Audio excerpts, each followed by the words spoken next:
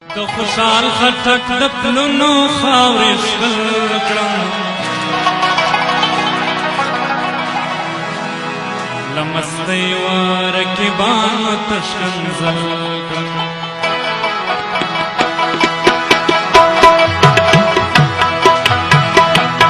د خوشحال خټک د پلونو خاورې شل